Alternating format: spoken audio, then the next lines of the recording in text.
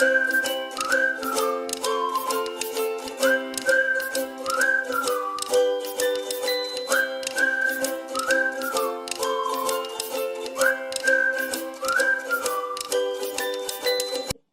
terhormat Ibu Hendriasmi dan Ibu Hersih selaku pengajar praktik CGP Angkatan 5 Kabupaten Blora. Yang kami hormati Bapak Ibu narasumber, Pak Fajar Andi Mahanto, Bapak Agus Sunardi, Bapak Muhammad Khalid Bahtiar Thohir, Ibu Umi Mayangsari, dan Ibu Ruli Saraswati. Yang saya banggakan, Bapak Ibu Guru, peserta diseminasi budaya positif pada siang hari ini. Pada kesempatan yang berbahagia ini, marilah kita ucapkan puji syukur kehadirat Allah Subhanahu wa Ta'ala, karena dengan rahmat dan berkahnya, sehingga pada siang hari ini kita dapat berkumpul dalam keadaan sehat walafiat, tak kurang dari suatu apapun, dalam kegiatan Fikon, diseminasi budaya CGP Angkatan 5 Kabupaten. Perkenalkan, saya Siti Akrimi Nunung Mulyadi, CGP Angkatan 5 dari SDN 3 Netas, Kecamatan Kradenan, Kabupaten Blora, sebagai moderator sekaligus pembawa acara pada kegiatan hari ini. Selanjutnya, izinkan saya sebagai pembawa acara untuk membacakan susunan acara pada siang hari ini, yaitu acara yang pertama, pembukaan. Acara yang kedua, mendengarkan lagu Kebangsaan Indonesia Raya. Acara yang ketiga yaitu pemaparan materi oleh narasumber. Acara yang keempat yaitu sesi tanya jawab. Acara yang terakhir yaitu Bapak Ibu guru hebat semuanya. Selanjutnya kita memasuki acara yaitu pembukaan. Marilah kita buka acara pada siang hari ini dengan bacaan basmalah bersama-sama. Bismillahirrahmanirrahim. Selanjutnya, acara yang kedua yaitu mendengarkan lagu Kebangsaan Indonesia Raya. Kepada yang bertugas untuk dipersiapkan. Hadirin dimohon untuk mendengarkan secara seksama lagu Kebangsaan Indonesia Raya. Mohon untuk yang bertugas untuk dipersiapkan.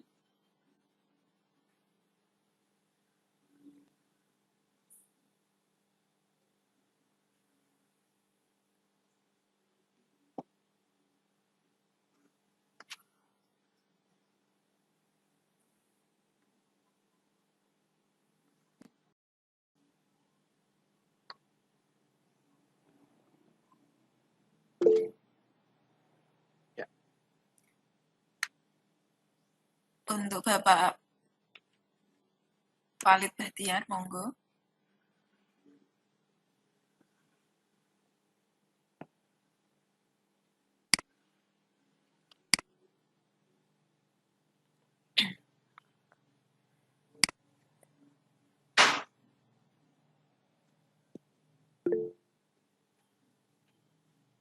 Sambil menunggu.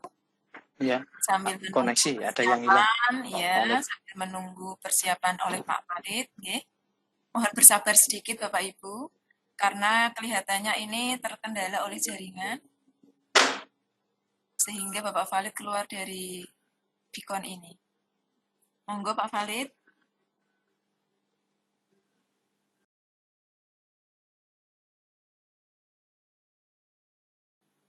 Oke, sambil menunggu Bapak Ibu Guru, pada kesempatan kali ini saya akan mengajak Bapak Ibu Guru semuanya yang belum mengikuti program Guru Penggerak, bagi yang belum mengikuti, monggo Bapak Ibu sudi kiranya untuk mendaftarkan diri.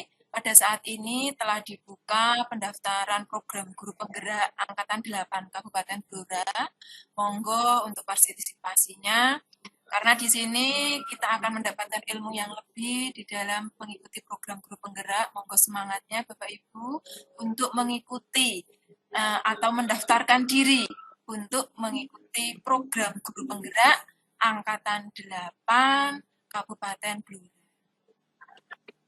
Karena dalam mengikuti program ini Bapak Ibu tidak ada salahnya, tidak ada kurangnya, pasti akan mendapatkan ilmu yang lebih, terutama kita sebagai seorang guru, di mana kita harus senantiasa meningkatkan kompetensi kita.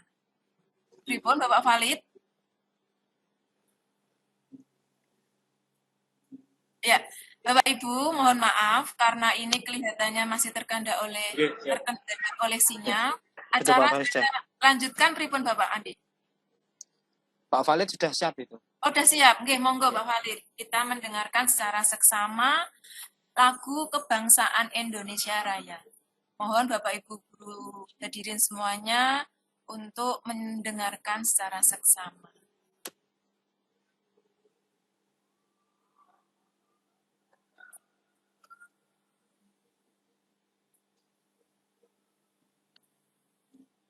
Pripun?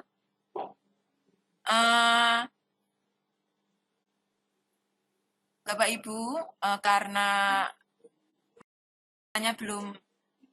koneksinya belum stabil, jadi bagaimana kalau ini ya.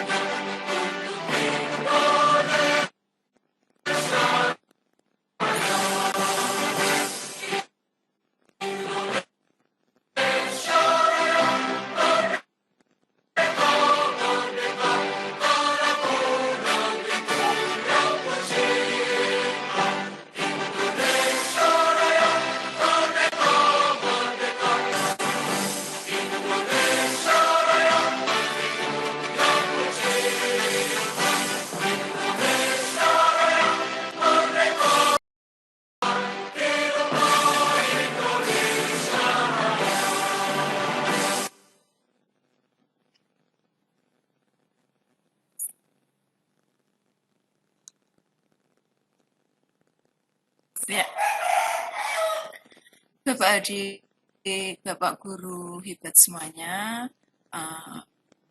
acara mendengarkan lagu Kebangsaan Indonesia Raya telah kita lalui. Selanjutnya yaitu acara yang ketiga, yaitu pemaparan materi oleh narasumber.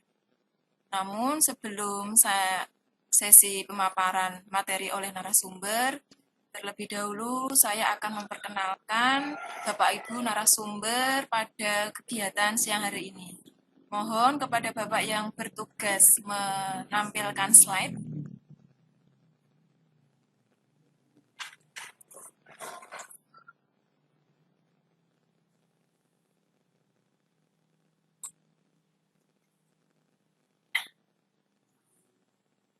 Ya, acara pada pagi hari ini adalah narasumber pada acara pada siang hari ini, yaitu yang pertama,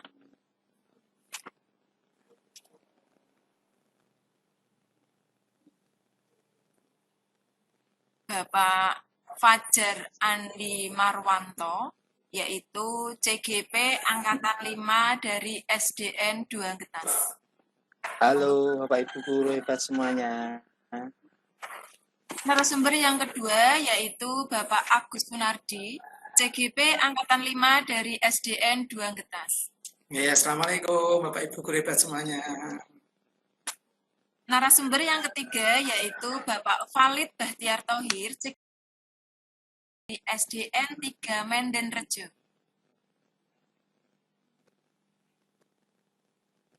Ya. Narasumber yang keempat yaitu Ibu Umi Mayangsari, CGP Angkatan 5 dari SDN 1 Getas. Assalamualaikum. Ya. Narasumber yang kelima yaitu Ibu Ruli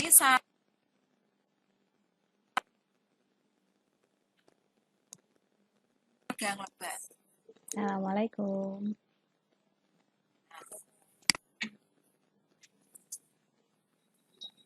Selanjutnya yaitu mohon Bapak yang bertugas untuk menampilkan slide. Saya akan menyampaikan kesepakatan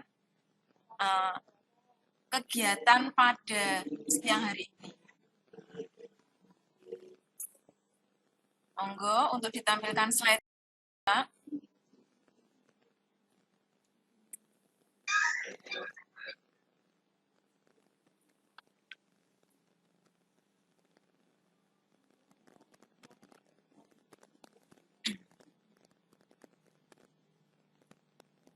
Mohon bersabar sebentar, nggih. Ini baru kelihatannya baru.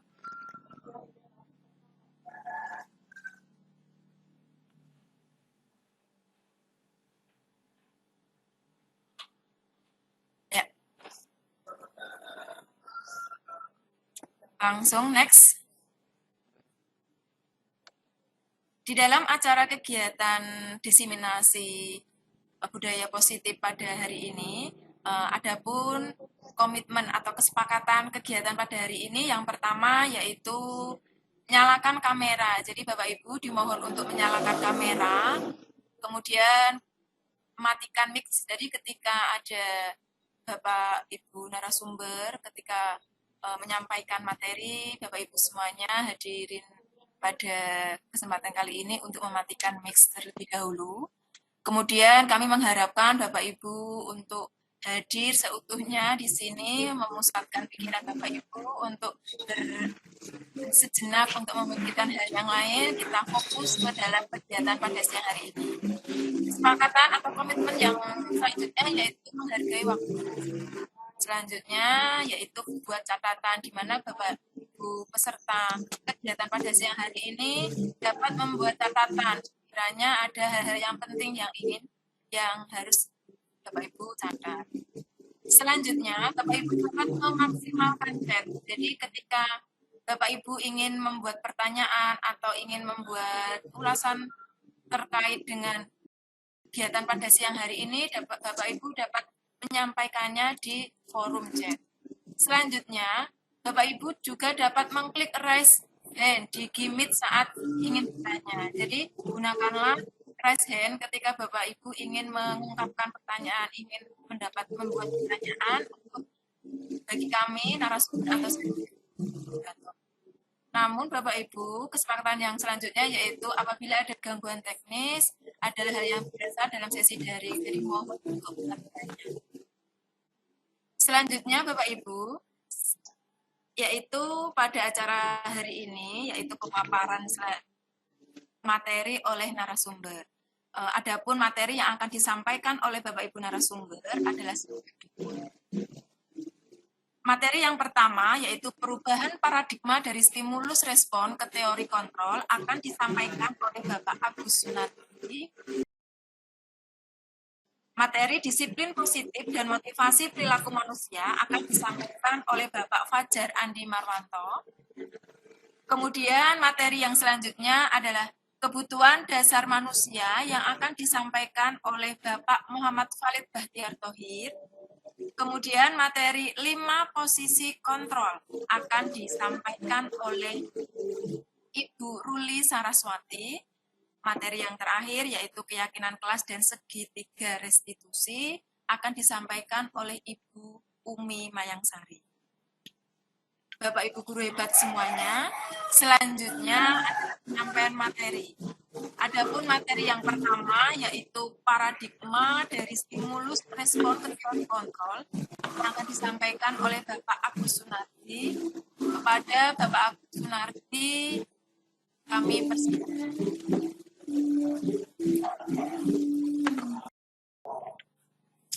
Oke, terima kasih Ibu Nunung atas waktu yang diberikan kepada saya. Assalamualaikum warahmatullahi wabarakatuh.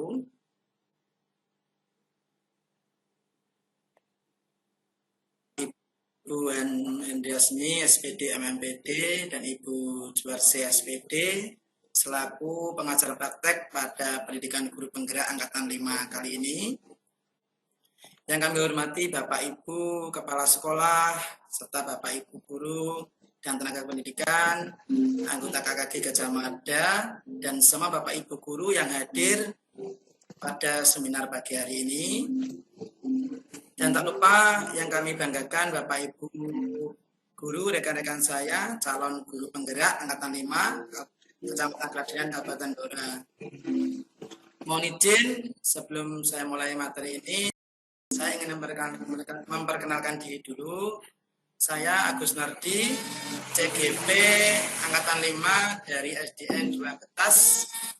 Pada seminar ini akan membawakan materi yaitu tentang perubahan paradigma dari stimulus respon ke teori kontrol. Bapak Ibu yang kami hormati, sebelum kita mulai, mari kita lihat sesama. Tenangkan hati dan pikiran, arahkan semua perhatian untuk fokus belajar.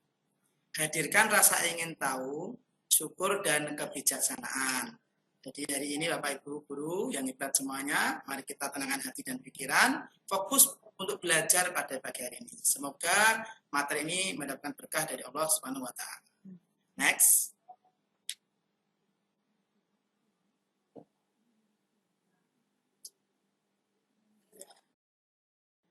Perubahan paradigma. Bapak Ibu Guru yang hebat, nanti silahkan panjenengan semuanya bisa chat di pojok bawah kanan, bisa langsung chat dengan petunjuk dari yang saya lakukan berikut ini. Kita lihat bersama. Kegiatan kepalan tangan. Ada A dan B. Anda adalah A dan teman Anda adalah B. Sobeklah secari kertas kecil. Tuliskan benda atau sesuatu yang sangat berharga untuk Anda. Kita bayangkan dulu.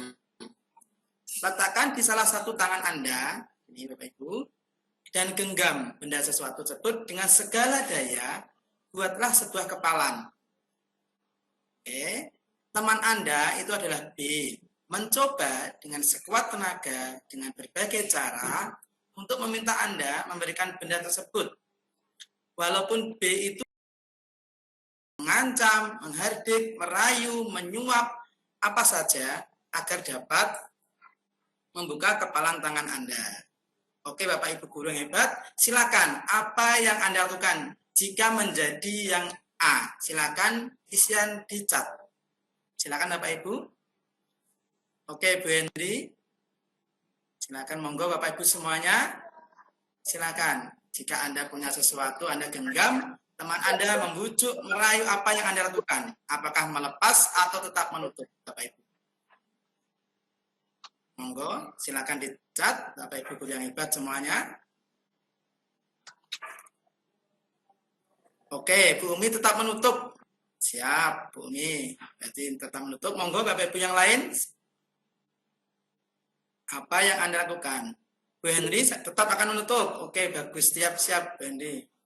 Mungkin yang lain, monggo Bapak. Jika Anda punya sesuatu di tangan Anda dibujuk, dirayu, apakah menutup atau membuka?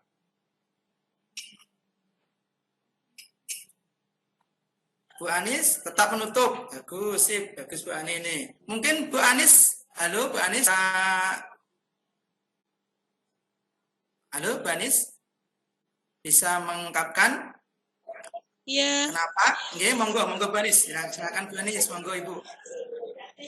Kenapa kamu menutup Ibu? Terdengar suaranya nopo? Nggih, terdengar Ibu, monggo. Anu speaker itu. Gimana, Pak? Terdengar Ibu. Oh iya. Nggih, monggo. Kenapa jenengan menutup Ibu? Pak. Monggo Ibu. Karena saya mau merahasiakan apa kertas yang saya tulis itu.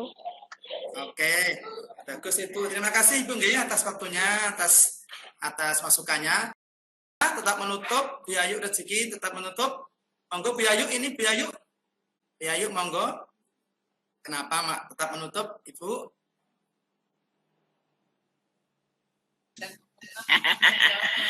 Iya, ini karena masih saya genggam dan masih tertutup. Oke, Kertasnya. nggih. Walaupun Anda dibujuk tidak mau nggih, Bu nggih.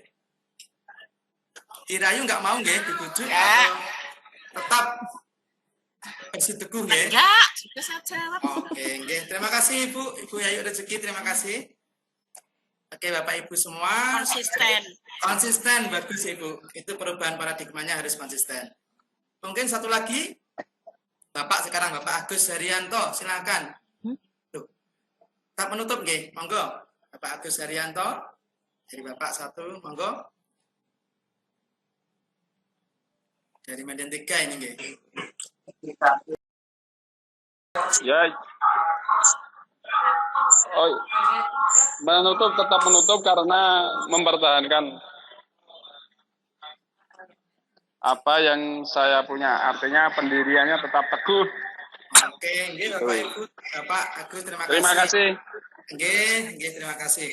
Jadi Bapak Ibu nggih, tentang perubahan paradigma ini jika Anda punya sesuatu yang Anda genggam, jika ada apapun dari luarnya tetap menutupnya. Itulah perubahan paradigma. Fokus pada tujuan kita masing-masing. Oke? Nanti kita akan bahas ke slide berikutnya. Next. Kita bahas perubahan paradigma teori kontrol.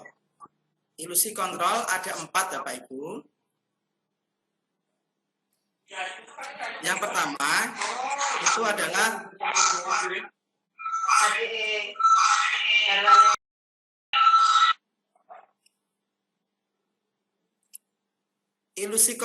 ilusi guru mengontrol murid Bapak Ibu. Jadi guru mengontrol murid. Bagaimanakah kita sebagai guru harus bisa mengontrol murid? Yang kedua, ilusi bahwa kritik dan membuat orang merasa bersalah dapat menguatkan karakter. Ilusi yang ketiga, bahwa semua penguatan positif efektif dan bermanfaat. Yang keempat, ilusi bahwa orang dewasa memiliki hak untuk memaksa. Ini adalah paradigma perubahan teori kontrol atau ilusi kontrol, ada 4 Bapak Ibu ternyata. Jadi ilusi guru mengontrol murid, bahwa kritik membuat orang merasa bersalah dan akan menguatkan karakter. Ilusi bahwa semua penguatan positif efektif dan bermanfaat. Yang terakhir, ilusi bahwa orang dewasa memiliki hak untuk memaksa. Next.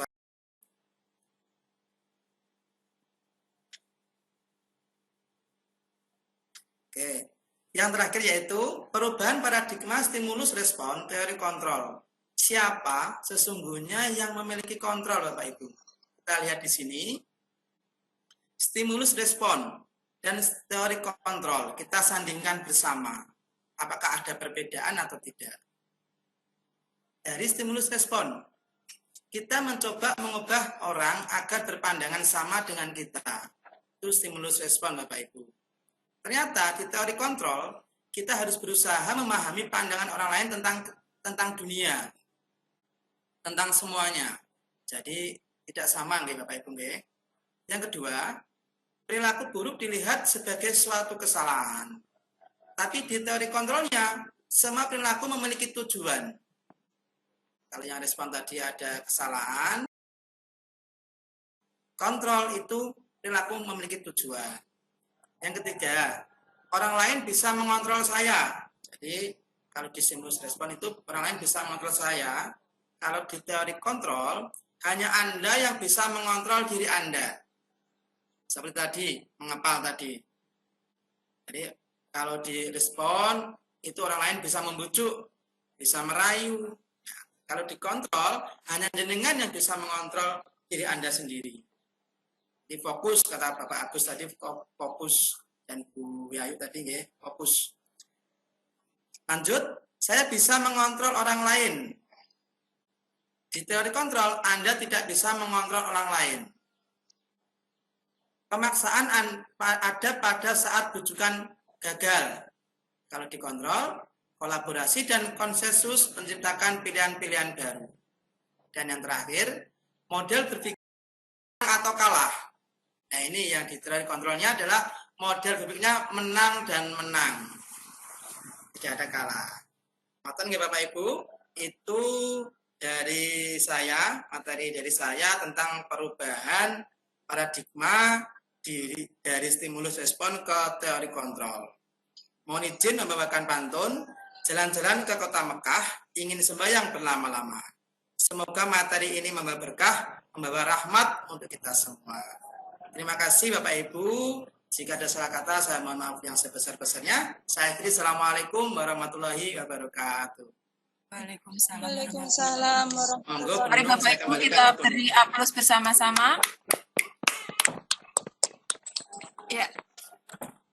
Terima kasih Bapak Agus Sunardi atas materi yang telah disampaikan. Semoga memberikan manfaat serta memberikan baru bagi Bapak Ibu guru semuanya. Selanjutnya yaitu penyampaian materi disiplin positif dan motivasi perilaku manusia yang akan disampaikan oleh Bapak Fajar Andi Marwanto. Kepada Bapak Fajar Andi Marwanto, saya persilahkan. Terima kasih waktu yang diberikan kepada saya. Kali ini saya akan menyampaikan sedikit pengetahuan atau informasi apa yang kami pelajari di dalam guru penggerak ini, yaitu tentang materi tentang disiplin positif.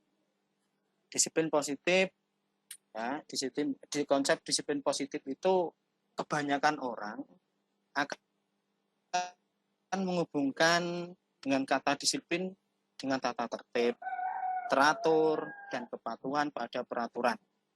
Kata disiplin dihubungkan dengan hukuman, padahal itu sungguh berbeda Bapak Ibu, karena belajar tentang disiplin positif itu tidak harus dengan memberi hukuman, justru itu adalah salah satu alternatif terakhir dan bahkan itu tidak digunakan sama sekali.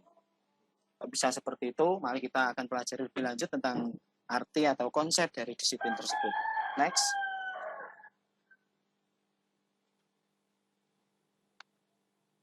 Sebagai pendidik, apa tujuan kita? Kita angen-angen atau akan menciptakan anak-anak memiliki disiplin diri sehingga mereka bisa berperilaku dengan mengacu pada nilai-nilai kebijakan universal dan memiliki motivasi intrinsik, bukan ekstrak. Jadi tujuan pendidik itu menciptakan disiplin yang berasal dari diri anak tersebut, bukan dari faktor luar, yaitu atau berupa tadi di awal di pertanyaan pemantik bahwa hukuman itu akan bisa mendisiplinkan anak, tapi itu ada secara ekstrinsik Bapak Ibu. Kalau nanti secara intrinsik nanti itu karena kesadaran diri. Jadi nanti kita akan mempelajari lebih lanjut akan menciptakan disiplin anak, tapi berasal dari dirinya sendiri, bukan dari faktor orang lain. Kita lanjutkan, next.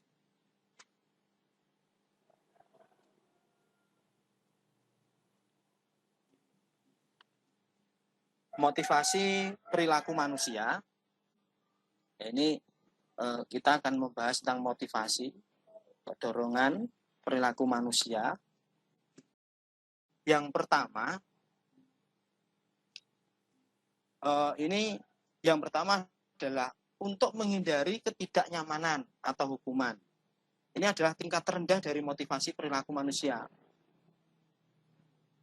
Bahwa biasanya orang akan bertindak untuk menghindari masalah yang akan timbul. Orang dengan motivasi ini akan bertanya apa yang akan terjadi apabila saya tidak melakukannya. Ini yang pertama. Dari motivasi perilaku manusia yang pertama itu. Kemudian berikutnya, next one. Yang kedua, yaitu untuk mendapatkan imbalan. Untuk mendapatkan imbalan atau penghargaan dari orang lain. Jadi pada tingkat motivasi, ini ada motivasi yang kedua, motivasi manusia, yaitu pada tingkat motivasi ini orang akan berperilaku untuk mendapatkan imbalan atau penghargaan dari orang lain. Orang dengan motivasi ini akan bertanya, apa yang akan saya dapatkan apabila saya melakukannya. Next, yang ketiga, motivasi yang ketiga. Ini kelihatannya Pak Valid sedang offline karena pengaruh sinyal.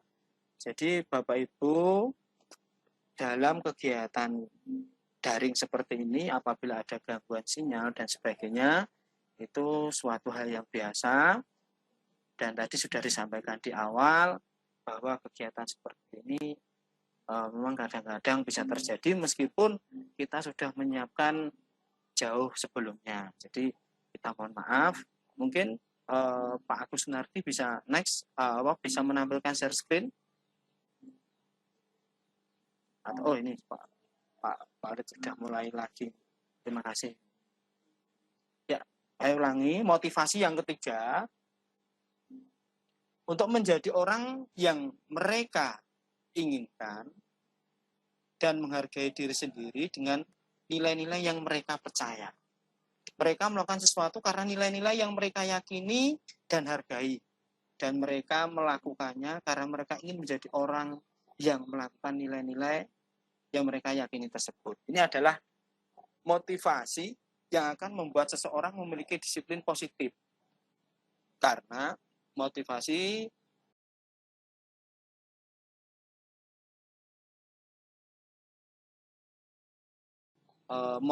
ini akan bertanya, akan menjadi orang yang seperti apa apabila saya melakukan. Jadi motivasi-motivasi yang saya sampaikan tadi ada 3. Yang terakhir yaitu adalah yang mulai dari yang pertama ya tadi. Yang pertama adalah untuk menghindari ketidaknyamanan atau hukuman. Itu motivasi yang pertama. Yang kedua adalah untuk mendapatkan imbalan atau penghargaan dari orang lain. Yang ketiga, untuk menjadi orang yang mereka inginkan dan menghargai diri sendiri dengan nilai-nilai yang mereka percaya. Jadi itu adalah motivasi-motivasi perilaku manusia. Harapan kita yang ketiga inilah yang kita akan menjadi fokus bahwa mereka melakukan sesuatu itu karena nilai yang mereka yakini dan dihargai. Dan mereka melakukan karena mereka ingin menjadi orang yang melakukan nilai-nilai yang mereka yakini. Motivasi ini akan membuat seseorang memiliki disiplin positif karena motivasi berperilakunya bersifat internal, bukan dari dorongan orang lain, tapi karena kesadaran dari dirinya sendiri.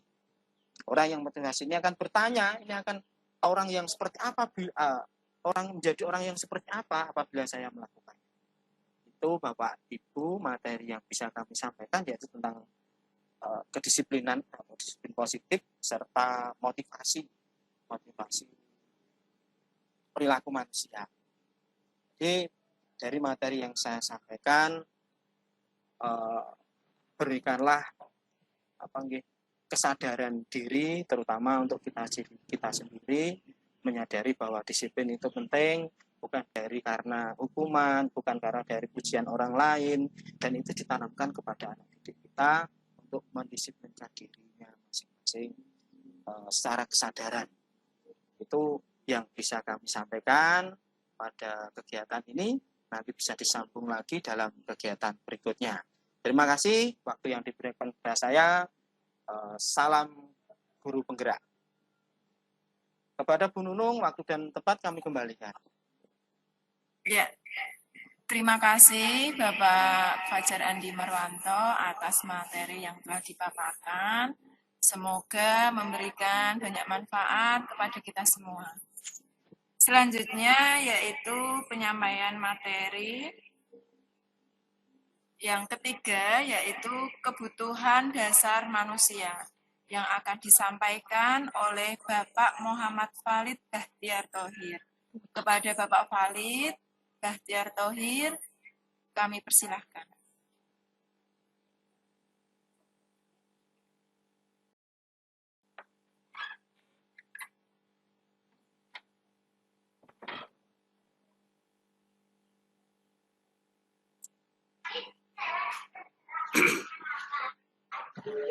Assalamualaikum warahmatullahi wabarakatuh. Waalaikumsalam. Waalaikumsalam warahmatullahi wabarakatuh. Ya, terima kasih Bu Nunung yang memberikan kesempatan waktu kepada saya. Mohon izin Bapak Ibu guru semua yang hebat-hebat, saya akan menyampaikan materi tentang kebutuhan dasar manusia. Bapak Ibu semuanya, semua manusia pasti memiliki kebutuhan, ya. Nah, di sini seluruh tindakan manusia memiliki tujuan tertentu. Semua yang kita lakukan adalah usaha. Ketika kita mendapatkan apa yang kita inginkan, sebenarnya saat itu kita sedang memenuhi satu atau lebih dari satu kebutuhan dasar kita, yaitu kebutuhan untuk bertahan hidup atau survival, kemudian kasih sayang dan rasa diterima, lalu kebebasan atau freedom, kesenangan atau fun, dan penguasaan atau power.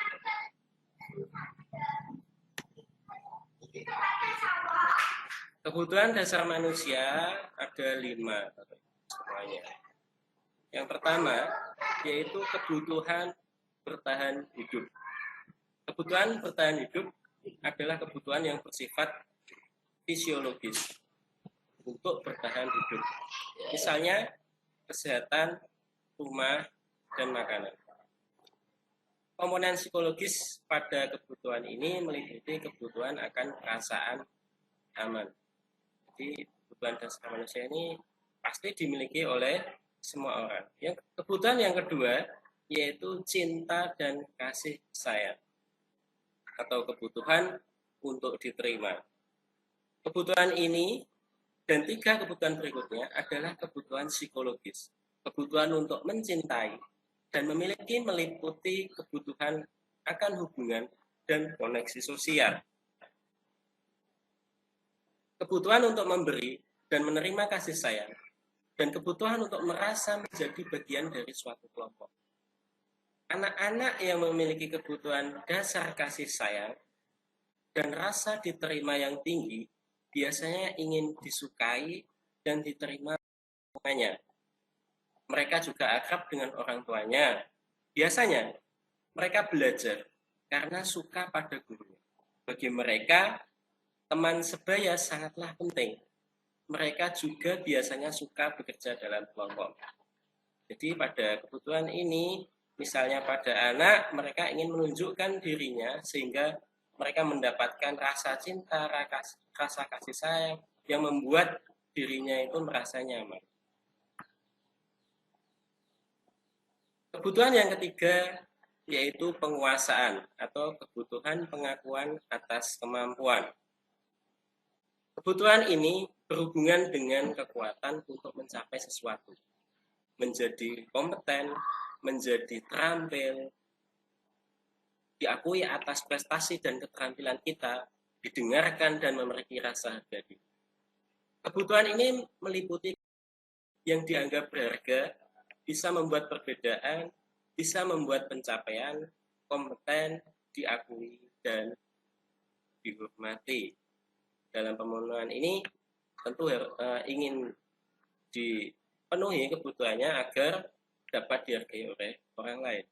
Kebutuhan yang keempat yaitu kebebasan atau kebutuhan akan pilihan. Kebutuhan ini adalah kebutuhan akan kemandirian, otonomi, memiliki pilihan, dan mampu mengendalikan arah hidup seseorang. Jadi pada dirinya, hakikat manusia itu ingin bebas ingin mandiri, ingin menentukan pilihan. Kebutuhan yang kelima yaitu kesenangan atau kebutuhan untuk merasa senang. Kebutuhan kesenangan adalah kebutuhan untuk mencari kesenangan lain dan bertakwa. Bayangkan, hidup tanpa kenikmatan apapun betapa menyedihkan. Jadi setiap orang ingin refreshing, tidak hanya bekerja, namun juga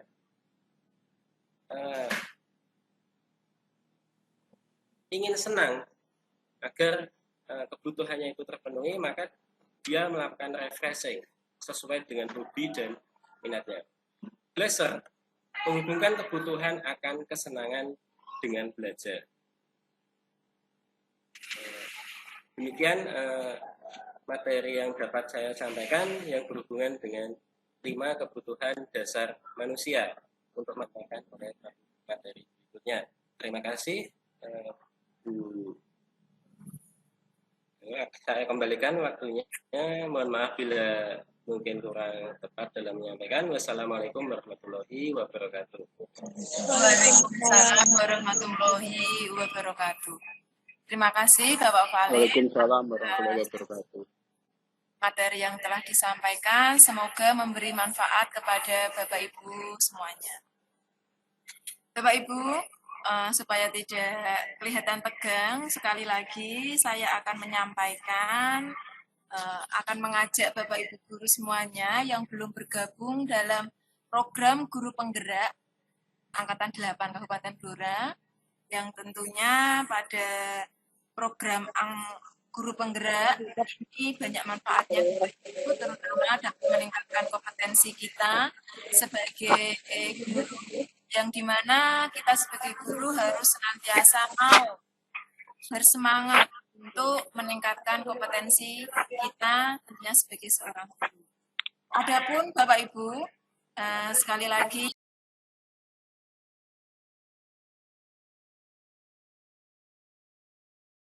Ibu dapat mendaftarkan diri dalam program guru penggerak Angkatan 8 Kabupaten Blora. Yang pendaftarannya untuk Angkatan 8 ini sampai batas waktu tanggal 30 September tahun 2020. Bapak Ibu guru hebat semuanya, maaf waktunya telah terjeda. Selanjutnya yaitu pemaparan materi oleh Ibu terkait materi 5 posisi kontrol. Kepada Ibu Ruli Saraswati, saya persilakan. Terima kasih Ibu Nunung. Assalamualaikum warahmatullahi wabarakatuh. Waalaikumsalam warahmatullahi wabarakatuh. Terima kasih atas waktunya. Kali ini saya akan memaparkan tentang 5 posisi kontrol kita sebagai guru maupun orang tua di rumah. Nah, sebenarnya kita dalam mendidik anak-anak di rumah maupun di sekolah kita sudah memiliki posisi kontrol. Nah, si Diane Gosen ini sudah menyimpulkan bahwa 5 posisi kontrol yang dilakukan oleh guru, orang tua maupun atasan itu ada 5. Yang pertama itu sebagai penghukum, kedua pembuat rasa bersalah, ketiga teman, keempat pemantau, dan kelima sebagai manajer. Nah, Bapak Ibu, saya mohon untuk menuliskan di chat dari 5 posisi kontrol, manakah posisi yang paling sering Bapak Ibu terapkan ke anak-anak, baik di sekolah maupun anak-anak panjenengan di rumah. Silakan.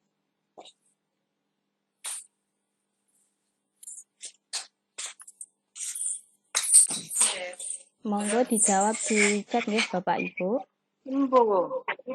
Sekali lagi pertanyaannya, posisi manakah yang paling sering Anda lakukan ketika Anda sebagai guru ataupun sebagai orang tua dalam mendidik anak-anak?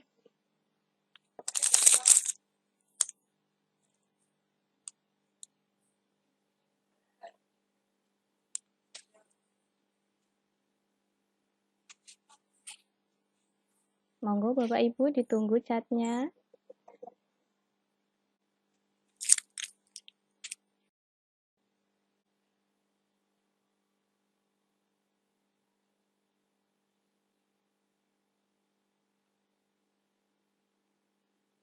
Ataukah mungkin ada yang mau menyampaikan pendapatnya di sini atau ingin berbagi cerita untuk Bu Umi, pemantau dan manajer. Mungkin yang lain? Yang paling sering Bapak Ibu, yang paling sering Anda lakukan atau Anda terapkan ketika Anda mendidik anak-anak di sekolah maupun di rumah. Monggo para peserta, Bu Ani sebagai teman dan pemantau. Yang lain? Ditunggu jawabannya nggih.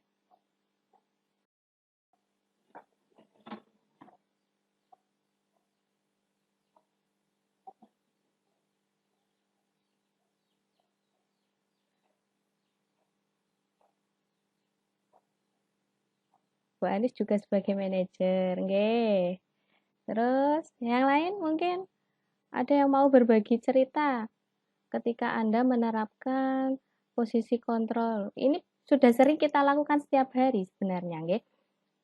Bu Yayu sebagai teman dan penghukum. Wah. Nggih, nggih. Ada yang lain mungkin? Mungkin atau ada yang pernah menerapkan sebagai membuat rasa bersalah. Adakah mungkin di antara teman-teman di sini atau Bapak Ibu guru hebat di sini yang pernah Pak Wahid Mahmudi. Pak Wahid Mahmudi berbagi pengalaman ya, gimana posisi kontrol jenengan ketika Anda sebagai pembuat rasa bersalah terhadap anak-anak. Monggo kami persilahkan.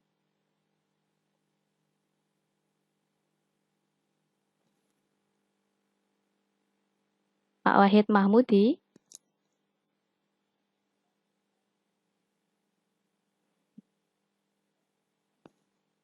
Atau mungkin lost connection ya. Saya buka chatnya dulu.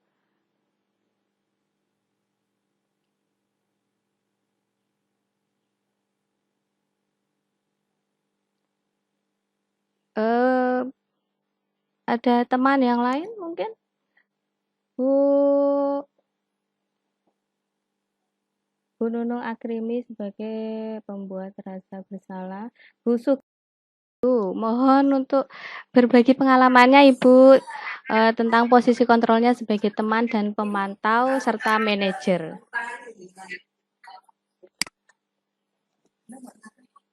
Bu Sugeng Rahayu.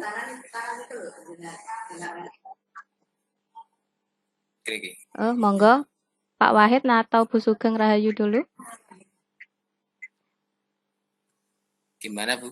Nggih, mohon untuk berbagi pengalaman bagaimana posisi Anda dalam mengontrol anak-anak sebagai pembuat rasa bersalah.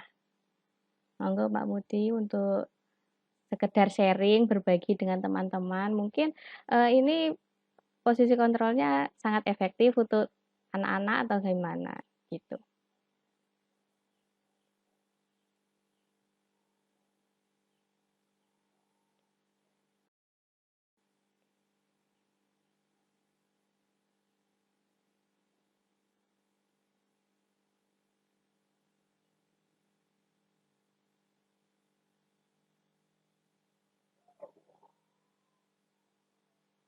Nggih, mohon maaf mungkin teman-teman ini sedang lost connection ya. Kita lanjut saja ke slide berikutnya. Next, Pak Valid. Nggih. Kita bahas satu per satu tentang posisi kontrol kita sebagai guru, orang tua maupun atasan ya. Yang pertama itu sebagai penghukum.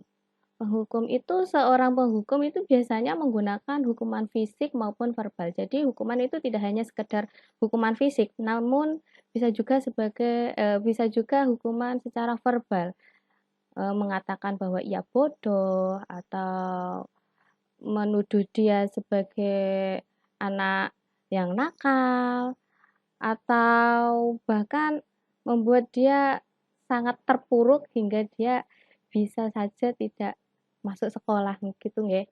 Itu hukuman fisik ataupun hukuman verbal biasanya dilakukan oleh seorang penghukum.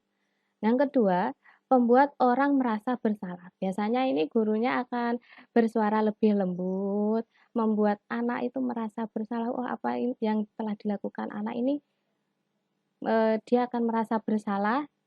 Setelah dia merasa bersalah, dia akan ekspektasinya gurunya ini, si anak ini akan menyadari apa kesalahannya dan akan memperbaiki kesalahannya. Itu ekspektasinya gurunya ataupun orang tua ataupun murid. Namun belum tentu seperti itu nggih Bapak Ibu. Posisi kontrol yaitu sebagai teman. Pada posisi ini itu biasanya tidak akan menyakiti murid gurunya nggih, namun tetap berupaya mengontrol murid melalui persuasi. Nah, ini biasanya banyak yang menggunakan posisi kontrol seperti ini. Seorang guru akan berusaha untuk menjadi teman muridnya, akan lebih terbuka dengan muridnya, menerima apa curhatan-curhatan muridnya. Lalu guru tersebut akan memasuki siswa untuk menanyakan kenapa kamu melakukan ini, terus apakah kamu nanti ya tidak kasihan dengan bu guru atau gimana gitu nggih. Posisi yang keempat yaitu sebagai monitor atau pemantau ya. Kita sudah tahu bahwa monitor atau pemantau itu mengawasi. Guru di sini bertindak sebagai pengawas nggih. Mengawasi apakah tindakan anak ini sudah cocok dengan aturan, sudah sesuai dengan aturan atau belum. Kalau belum, si guru ini akan menegur. Ayo kamu tidak melakukan ini. Kamu harus bla bla bla gitu nggih. Ada konsekuensinya sendiri. Ada hukumannya tersendiri untuk si anak yang melanggar gitu.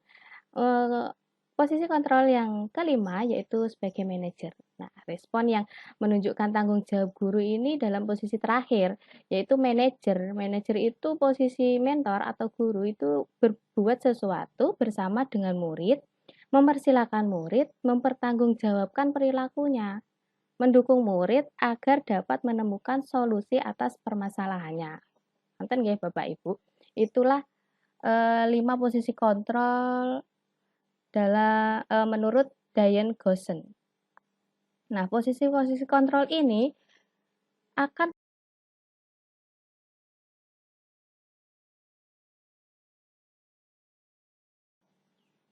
pada perilakunya.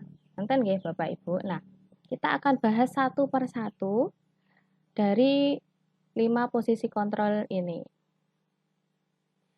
Yang pertama, yaitu sebagai penghukum. Nah, biasanya tindakan yang dilakukan oleh guru itu memarahi, mengkritik, seperti yang saya bilang tadi bahwa seorang penghukum itu akan melakukan hukuman fisik maupun hukuman verbal, yaitu dengan cara memarahi, mengkritik, menyakiti, melakukan tindakan kekerasan. Nah, biasanya kata-kata yang dikatakan oleh si penghukum ini yaitu misalnya nggih, kalau kamu misal melanggar aturan ini, Bapak Ibu akan menghukum kamu untuk berlari, memutari atau mengelilingi lapangan. Nah, itu contoh sebagai penghukum. Nah, akibatnya apa Bapak Ibu kalau seperti ini? Murid tidak akan peduli dengan gurunya atau tugas di sekolahnya. Kalau dalam istilah Jawa, ini nanti akhirnya si anak itu akan wani silit wedi rai. Nah, ngonten niku. Seperti itu nggih. Jadi dimohon untuk Bapak Ibu guru jangan memosisikan diri sebagai penghukum. Kasihan anaknya nggih, apalagi untuk perilakunya nanti akan menjadi negatif. Dia akan identitasnya nanti akan gagal. Nah, pola perilaku yang dilakukan oleh anak itu akan melanggar dan selalu mengulangi sebagai bentuk perlawanan. Oh, aku wani loh, aku wani. Oh, kayak gitu nggih. Kalau di belakang dia berani, tapi kalau di depan dia akan takut dengan Anda. Malah tidak ada keterbukaan nggih dengan jenengan. Nah, motivasi yang akan berkembang pada murid setelah menerima perlakuan dari si guru penghukum ini, yaitu motivasi ekstrinsik, motivasi dari luar. Dia akan melakukan sesuatu tidak berdasarkan kemauannya sendiri, tapi berdasarkan kemauannya panjenengan. Jadi panjenengan itu malah memaksa anak untuk melakukan sesuatu. Itu tidak efektif nih Bapak Ibu untuk mengembangkan motivasinya anak. Nanti dampaknya akan jadi jangka pendek. Dia dalam jangka pendek akan melakukan apa yang jenengan inginkan, tapi untuk jangka panjang tidak mungkin akan dilakukan. Ya itu tadi, pasti dia akan berani di belakang tapi takut di depan. Lanjut untuk kedua, yaitu pembuat rasa bersalah. Nah, tindakan gurunya ini karena ya namanya orang ingin membuat seseorang merasa bersalah ya pasti ada ngambek-ngambeknya ngoten nggih, seperti mendiamkan, terus menceramai ngoten. Seperti jenengan kalau ngambek gitulah nggih, mendiamkan, menceramai, membuat rasa bersalah, ngoten. Nah, perkataan yang biasa dikatakan Bapak Ibu guru ini biasanya seperti ini. Saya kecewa sama kamu. Kalau orang tuamu tahu bagaimana? Seharusnya kamu tahu kalau ini salah. Kenapa kamu lakukan? Ngoten. Itu dalam perkataannya gurunya akan biasanya seperti itu. Nah, akibat apa yang akan diterima oleh si murid? Nah, murid ini pasti akan merasa murid ini paling bodoh kalau dikatakan seperti itu ya. Kamu kok gini aja nggak bisa sih? Kayak gitu. Jadi anak kan, ya Allah, aku kok bodoh banget sih, aku kok nggak bisa sih, kan seperti itu. Jadi malah si anak akan merasa rendah diri.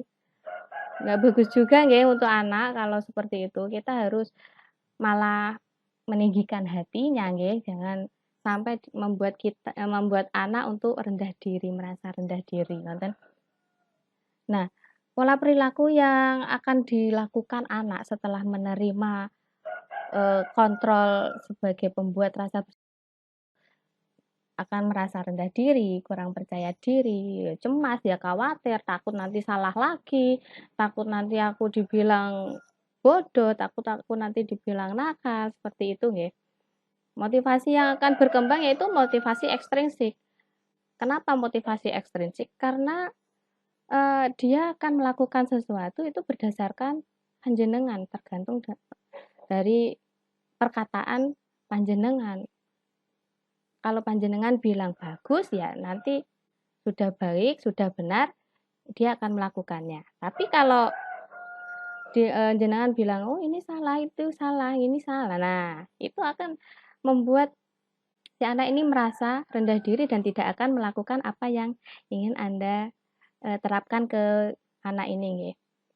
Posisi yang ketiga yaitu membuat sebagai teman nggih. Nah, memaklumi apa yang dilakukan oleh murid. Nah, perkataan biasanya itu yang dilakukan sama Bapak Ibu guru itu biasanya, tolonglah lakukan demi ibu. Masa nggak kasihan sih sama ibu? Kayak gitu, nggih. Nah, akibatnya apa? Akibatnya ini merasa kalau gurunya itu teman yang bisa memaklumi kesalahannya. Jadi, aku nanti pasti kalau berbuat salah, Bu Guru, Pak Guru ini pasti bisa memahami saya, bisa memaklumi saya, jadi nanti saya bisa mengulangi kesalahan saya lagi, gitu. Nah, akhirnya nanti pola perilakunya si anak ini akan bergantung sama gurunya. Dia akan menjadi anak yang lemah, malah justru cenderung tergantung sama bapak ibu gurunya.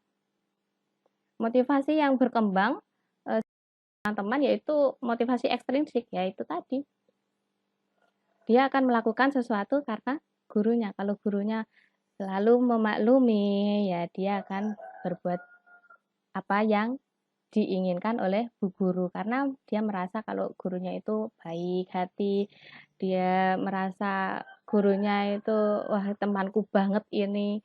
Jadi dia akan melakukan sesuatu karena gurunya, bukan karena dirinya sendiri. Nonton. Nah, untuk posisi kontrol yang keempat, posisi pengontrol yang keempat itu sebagai pengawas. Tindakannya itu ya memantau, mencatat. Biasanya itu kita ada aturan ya, baik di sekolah maupun di kelas. Pasti kita mempunyai aturan-aturan tertentu untuk anak ya. Nah, untuk itu kadang kita mengawasi anak, oh anak ini sudah bagus sesuai dengan aturan yang berlaku. Oh anak itu kurang sesuai tindakannya dengan aturan. Nah, perkataan yang biasanya dikatakan kalau ketika anak itu kurang sesuai atau tidak sesuai dengan aturan yang sudah dibuat, yaitu pasti gurunya akan bilang, kamu sudah tahu aturannya kan? Kenapa kamu masih melakukannya? Kenapa kamu tidak ini gitu ya. Nah, akibatnya apa? Murid akan mempertanyakan konsekuensi perbuatannya, akan bergantung lagi Bapak Ibu. Aku ini sudah benar atau enggak ya? Aku ini nanti salah enggak ya? Gitu. Nah, pada pola perilakunya nanti murid akan berorientasi pada ganjaran dan hadiah. Pasti itu Ibu. Bapak Ibu nggih. Ganjaran apa nanti yang kalau ia lakukan sesuai aturan, aku nanti pasti dapat pujian dari. Nah, pikirannya seperti itu. Nah, ini akan menimbulkan motivasi ekstrinsik dari anak-anak nanti nggih, melakukan sesuatu karena ganjaran atau hadiah seperti yang telah dipaparkan Pak Andi tadi bahwa motivasi seseorang itu ada 3 untuk menghindari hukuman atau rasa ketidaknyamanan, yang kedua itu untuk memperoleh penghargaan atau hadiah, yang ketiga itu untuk dirinya sendiri. Nah, untuk pengawas ini, untuk posisi kontrol sebagai pengawas, pola perilakunya anak nanti akan seperti itu, orientasinya akan ke ganjaran atau hadiah yang akan didapatkan atau ke hukuman apa yang akan diterimanya kalau ia melanggar. Untuk posisi kontrol yang terakhir yaitu manajer. Nah, tindakannya apa? Tindakannya yaitu bertanya dan membuat kesepakatan dahulu. Maksudnya bagaimana? Maksudnya begini Bapak Ibu, misalnya ada anak yang melanggar aturan ya. Padahal kita sudah membuat aturan itu untuk disepakati bersama. Nah, si guru sebagai manajer ini nanti akan mempertanyakan kesalahannya apa atau apa sih pengennya kamu itu kayak gimana? Kok kamu sampai melakukan kesalahan seperti ini? Nanti si murid akan terbuka dengan jenengan, dia akan menceritakan sebenarnya saya pengen gini Bu. Nah, setelah jenengan tahu apa sih harapannya murid ini, jenengan akan mengajak diskusi untuk anak bagaimana memperbaiki permasalahannya tersebut. Nonton nggih. Nah, akibatnya apa? Akibatnya nanti si anak akan mampu memperbaiki kesalahannya. Apa yang bisa ia lakukan untuk memperbaiki kesalahannya supaya tidak terulang lagi. Karena dia setelah diajak diskusi itu nanti dengan sendirinya akan muncul motivasi intrinsik dari dalam dirinya, dari hatinya supaya berbuat lebih baik lagi. Nonton. Nah, pola perilaku yang akan dilakukan oleh murid ketika kita menerapkan posisi sebagai manajer itu mereka akan disiplin dari dalam diri, bukan karena jenengan yang meminta, tapi karena dirinya sendiri dari dalam hatinya mereka ingin disiplin. Nganten nggih. Nah, ini nanti akan membentuk identitas yang sukses untuk anak. Bukan yang lain-lain akan membentuk identitas yang gagal. Ya, untuk identitas yang gagal ini itu kalau kita sebagai penghukum itu akan membuat identitas gagal kepada anak karena mereka akan bergantung dengan jenengan karena merasa takut, karena merasa ingin diberi penghargaan atau pujian. Nah, ini nggak bagus nggih untuk anak-anak, identitasnya nanti akan gagal. Untuk harapannya itu kita dapat sebagai manajer nggih. Kita bisa berdiskusi dengan anak, kenapa si anak ini kok melakukan kesalahan, terus jadi apa harapannya, kita tahu. Dan dia akan setidaknya mereka curhat nih kepada kita, dia lebih terbuka kepada kita. Nah, setelah kita mengetahui harapannya, kita bisa memberikan saran ataupun berdiskusi dengan dia bagaimana nanti kamu memperbaiki masalahnya seperti itu ya. Sekian paparan dari saya. Mohon maaf apabila ada yang salah dalam pemaparan saya dan ada ucapan-ucapan yang kurang enak di hati panjenengan. Saya mohon maaf. Saya kembalikan ke moderator Bu Nunung Muhayati. Terima kasih Bu Nunung. Assalamualaikum warahmatullahi wabarakatuh. Waalaikumsalam warahmatullahi wabarakatuh. Kita Waalaikumsalam warahmatullahi tepuk tangan ya wabarakatuh. Ibu Saraswati atas penyampaiannya. Ya, selanjutnya saya ucapkan terima kasih kepada Ibu Ruli Saraswati yang telah memaparkan materi pada siang hari ini. Semoga materi yang panjenengan sampaikan dapat memberi manfaat kepada Bapak Ibu guru peserta semuanya. Selanjutnya yaitu penyampaian materi keyakinan kelas dan segitiga restitusi yang akan disampaikan oleh Ibu Umi Mayangsari. Kepada Ibu Umi Mayangsari, saya persilahkan. Terima kasih Bu Nunung atas kesempatannya. Assalamualaikum warahmatullahi wabarakatuh. Warahmatullahi wabarakatuh. Waalaikumsalam warahmatullahi wabarakatuh. Bapak Ibu hebat semuanya.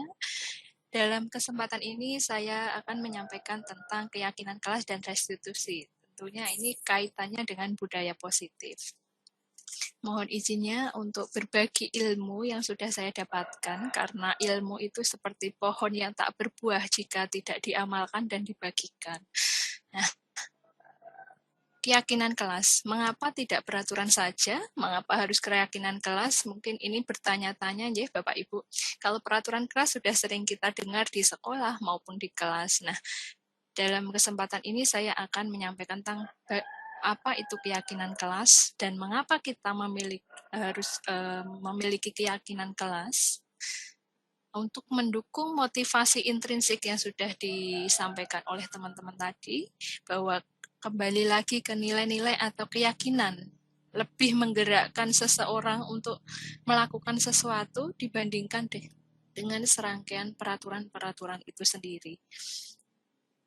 Nah, baik Bapak Ibu, sebelum saya ke slide selanjutnya, di mana dalam menumbuhkan budaya positif itu diperlukan disiplin positif. Disiplin positif itu disiplin yang kuat dari dalam diri seseorang untuk melakukan sesuatu. Nah, sekarang ini pemerintah sedang memprogramkan untuk mewujudkan profil pelajar Pancasila. Tentu hal ini tidak asing lagi untuk Bapak Ibu guru semua.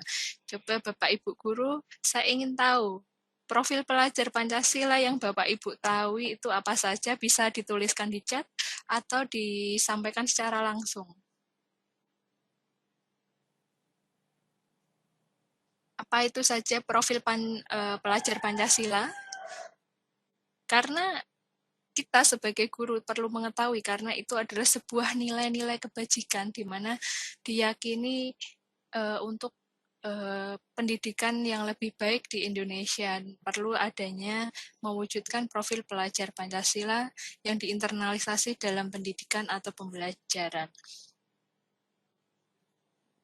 Apakah di chat sudah ada yang menuliskan? Apa saja profil pelajar Pancasila itu?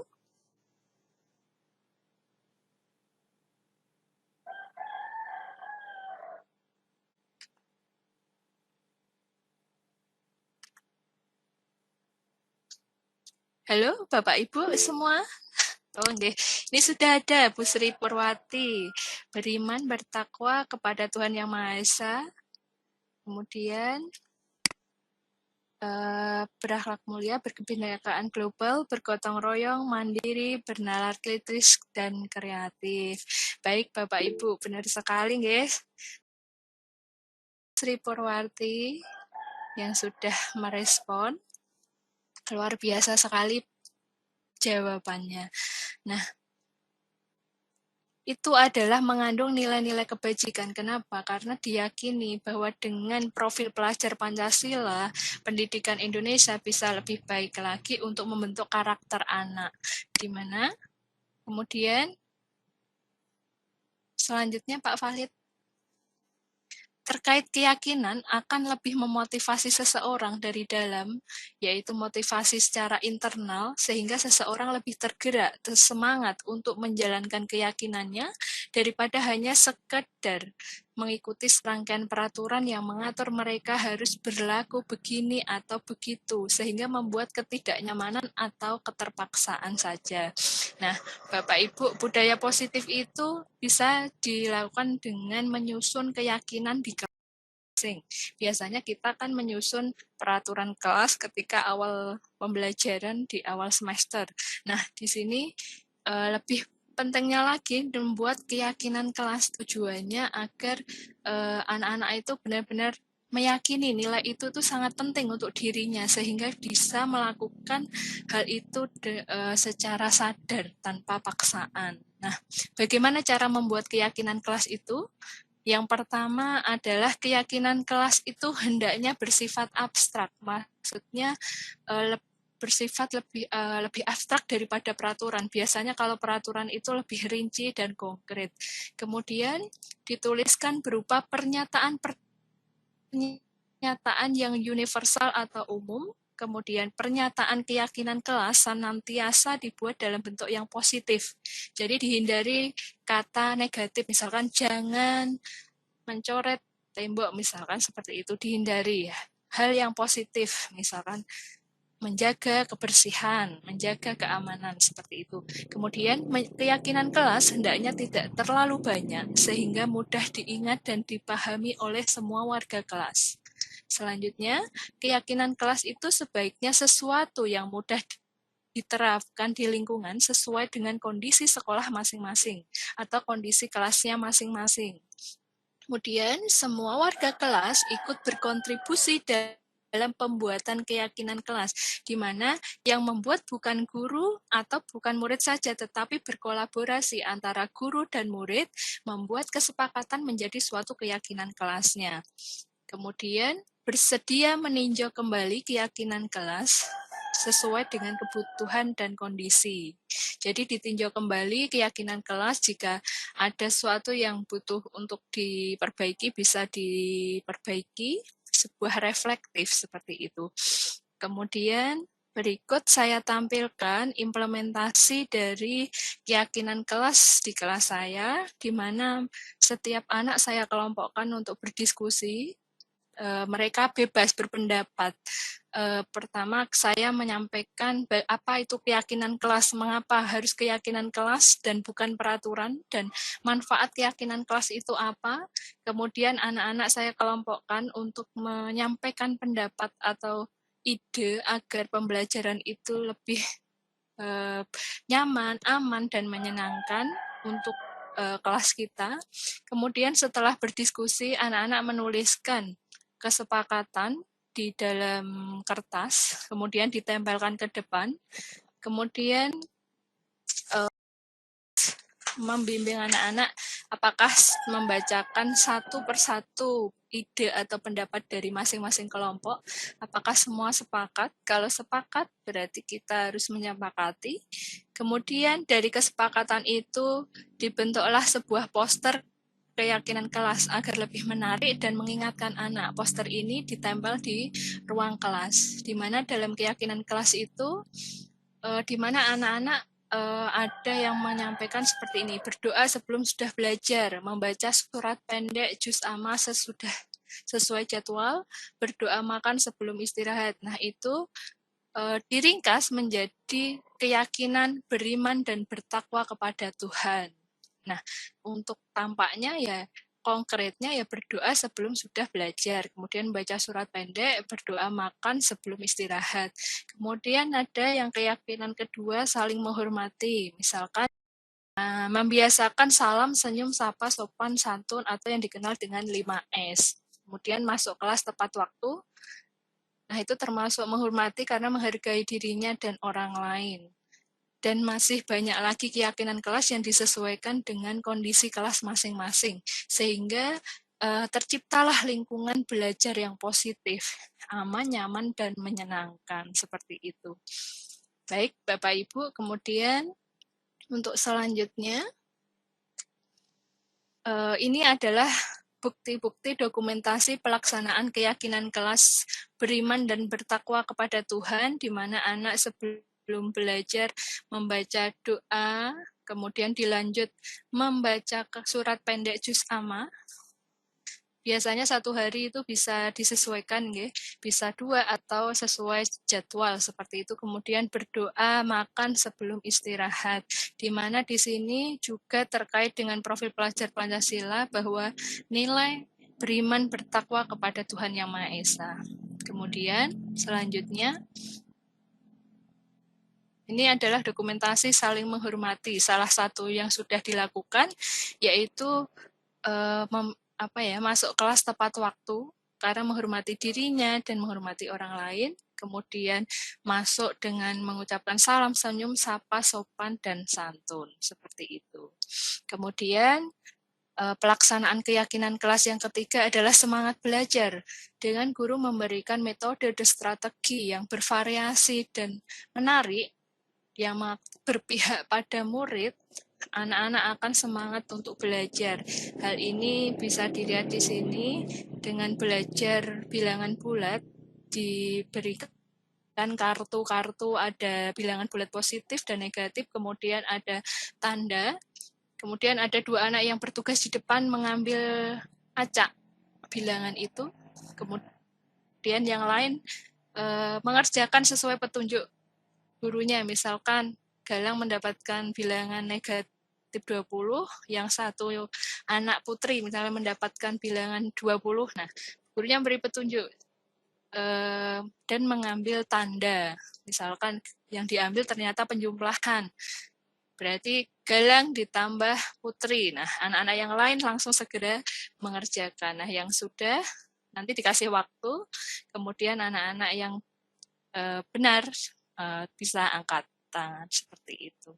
Dan bisa divariasikan lagi dalam bentuk-bentuk metode dan strategi pembelajaran yang menyenangkan. Sehingga anak-anak itu belajar itu tidak terasa. Rasanya belajar seperti bermain. Seperti itu Bapak Ibu.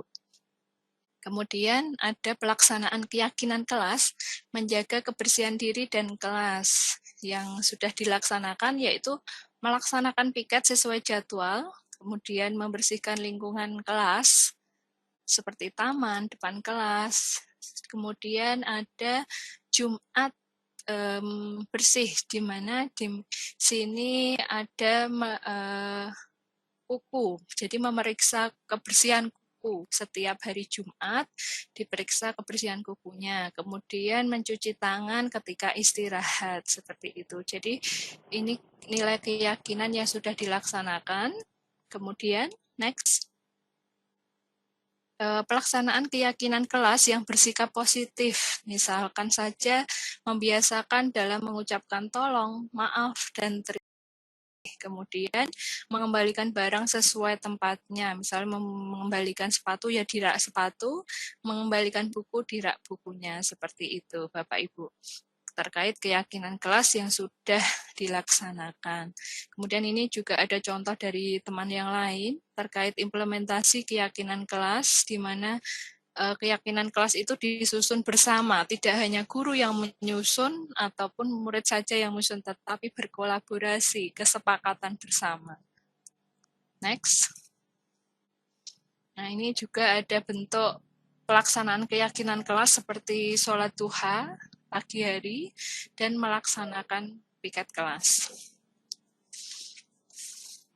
Baik, Bapak Ibu, terkait disiplin positif tadi, nggih, terkait keyakinan kelas untuk menumbuhkan disiplin positif. Kenapa disiplin positif itu sangat penting? Karena menurut Ki Hajar Dewantara bahwa untuk mencapai kemerdekaan dalam konteks pendidikan kita saat ini, untuk menciptakan murid yang merdeka, syarat utamanya adalah harus ada disiplin yang kuat.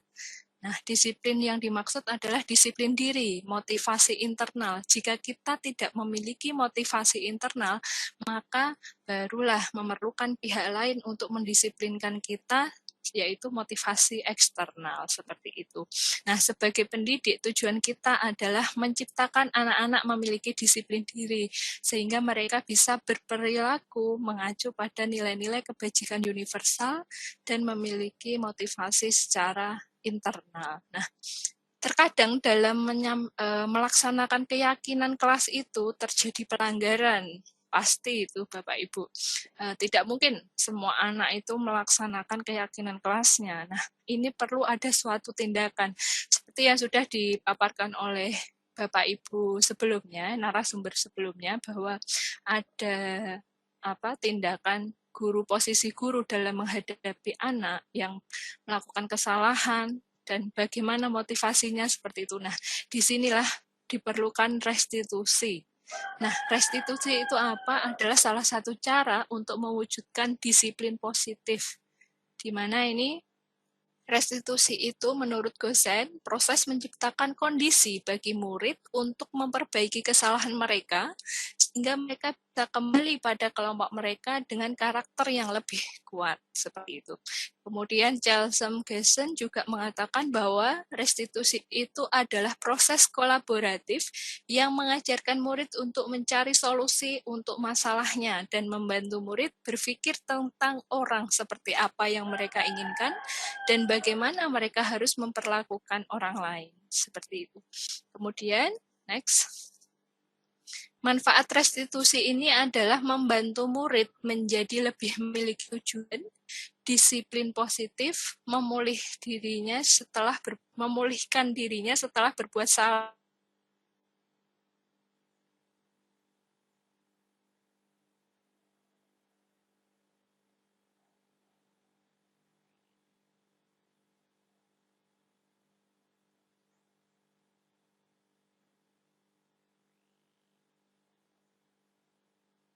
Konsekuensi dan restitusi, dan diharapkan saat ini kita sebagai pendidik bisa memberikan tindakan yang ketiga ini, yaitu restitusi, karena hukuman itu bisa memberikan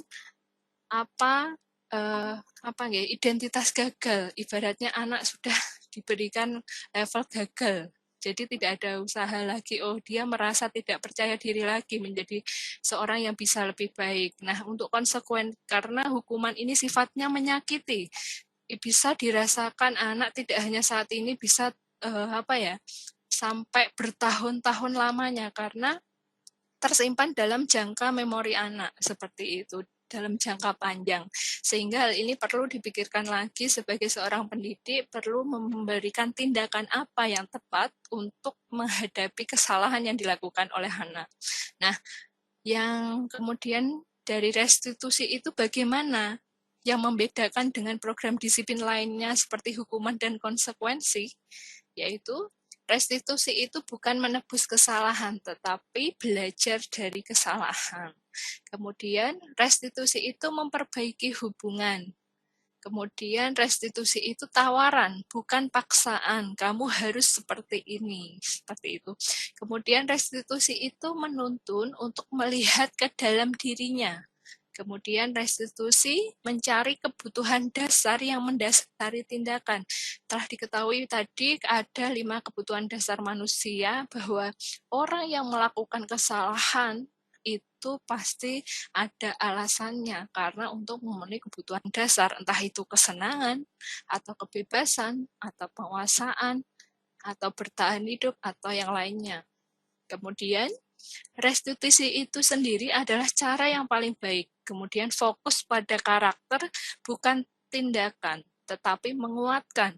Fokus pada solusinya. Jadi mengembalikan murid yang berbuat salah pada kelompoknya. Seperti itu, Bapak Ibu. Next.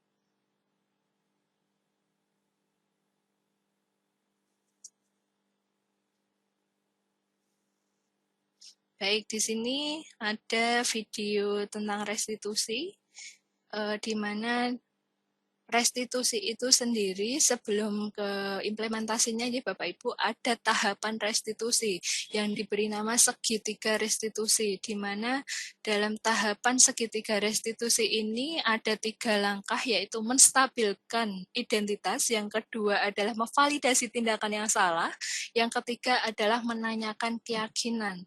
Nah, menstabilkan identitas di sini itu jika anak berbuat salah, maka ada kebutuhan dasar mereka yang tidak terpenuhi, itu pasti. Sebagai guru harus mampu memahami dulu kebutuhan dasar apa yang mereka tidak terpenuhi. Bagian dasar segitiga restitusi ini memiliki tujuan untuk merubah orang yang gagal menjadi orang yang sukses. Seperti itu, sesuai teori kontrol yang sudah dijelaskan tadi, bahwa kita semua akan melakukan hal yang terbaik yang bisa kita lakukan. Kemudian, teori kontrol, langkah yang kedua, memvalidasi tindakan salah. Setelah menstabilkan identitas, kemudian guru itu perlu memvalidasi tindakan yang salah, memahami kebutuhan dasar yang mendasari tindakan anak berbuat kesalahan. Karena menurut teori kontrol, semua tindakan yang dilakukan itu pasti ada alasannya. Kemudian langkah yang ketiga adalah menanyakan keyakinan, di mana di sini kembali lagi, setelah tadi sudah melakukan membuat keyakinan kelas, kok ada yang melanggar, ditanyakan kembali apakah anak itu sudah melakukan keyakinan, apa keyakinan yang kelas yang sudah dibuat. Nanti dengan diharapkan dengan seperti itu anak akan terbuka pikirannya, kemudian termotivasi secara internal. Kemudian guru juga menanyakan solusi apa yang bisa kamu lakukan untuk memperbaiki kesalahanmu. Jadi guru memberikan tawaran, bukan paksaan kamu harus seperti ini, bukan seperti itu. Ketika mereka sudah menemukan gambaran tentang solusinya, guru membantu mereka fokus untuk mencapainya. Nah, inilah yang akan menumbuhkan motivasi internal anak, seperti itu. Selanjutnya, contoh kalimat pada tahapan segitiga restitusi, misalnya pada tahap pertama menstabilkan identitas, guru bisa memberikan kalimat seperti ini. Tidak ada manusia yang sempurna, pasti semua pernah berbuat salah, namun bisa memperbaikinya. Kemudian, tidak ada manusia yang sempurna, berbuat salah itu tidak apa-apa, tetapi harus memperbaikinya, seperti itu. Kemudian pada tahap kedua, itu memvalidasi kesalahan. Caranya dengan kalimat, misalkan, kamu pasti punya alasan mengapa melakukan hal itu, kemudian kamu boleh mempertahankan sikap itu, tapi harus menambahnya dengan sikap yang baik lainnya. Nah, setelah tahap kedua, tahap ketiganya adalah menanyakan keyakinan. Ini dengan kata-kata misalkan, apa yang telah kita sepakati di kelas. Nah, apa bayangan kita tentang kelas yang ideal itu seperti apa? Kamu ingin menjadi orang yang seperti apa? Seperti itu, Bapak Ibu. Nah, berikut ini adalah contoh restitusi yang sudah dilakukan. Mungkin Bapak Valid bisa menampilkan, di mana di sini saat istirahat terlihat seorang murid yang membuang sampah sembarangan dengan cara dilempar. Padahal keyakinan kelasnya sudah menjaga kebersihan. Tentu hal ini perlu adanya tindakan tindak lanjut dari guru, sebuah restitusi untuk memperbaiki diri anak.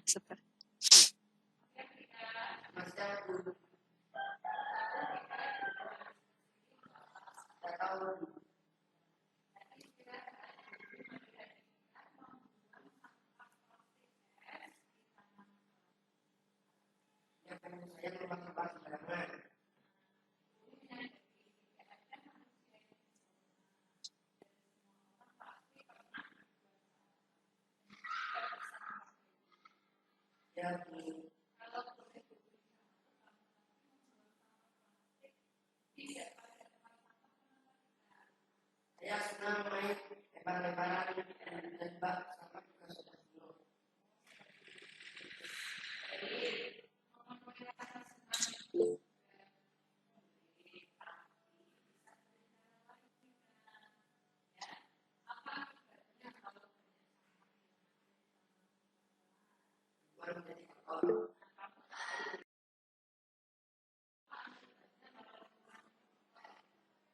Jadi sarang yang berbeda.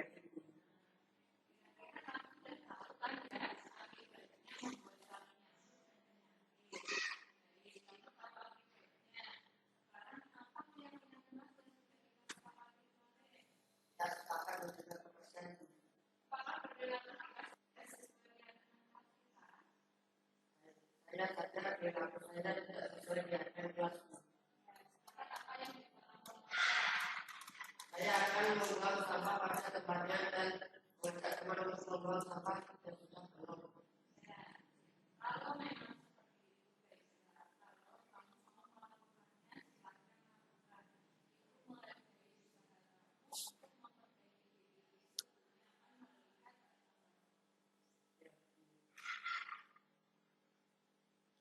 Baik, Bapak Ibu, tadi adalah sebuah segitiga restitusi kepada tindakan restitusi kepada anak yang memang melanggar keyakinan kelas yang sudah disepakati, di mana dalam restitusi itu guru bertindak sebagai posisi manajer, yaitu memberikan pertanyaan-pertanyaan yang bermakna agar membuka pikiran murid untuk bisa memperbaiki dirinya. Kemudian guru juga membimbing murid untuk memecahkan masalahnya sendiri, di mana guru menanyakan apa yang bisa dilakukan murid itu untuk memperbaiki kesalahannya. Dan guru juga melihat perkembangan diri anak setelah mendapatkan solusi itu. Nah, di sini akan memilih dengan seperti itu akan memiliki sikap disiplin yang positif, yaitu murid memiliki sikap yang mandiri, bertanggung jawab, dan dapat memecahkan masalahnya sendiri. Seperti itu, Bapak Ibu.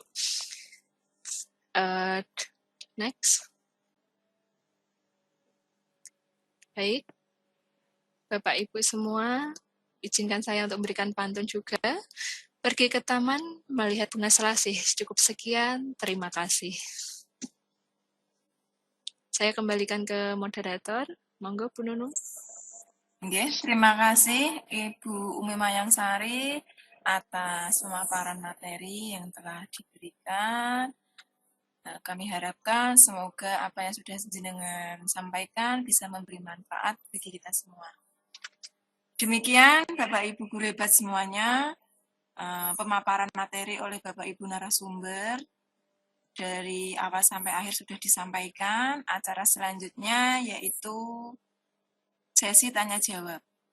Pada sesi tanya jawab ini saya memberikan kesempatan kepada Bapak Ibu semuanya untuk memberikan pertanyaan terkait diseminasi budaya positif pada kegiatan hari ini. Pertanyaan bisa panjenengan sampaikan lewat kolom chat atau secara langsung dengan raise hand.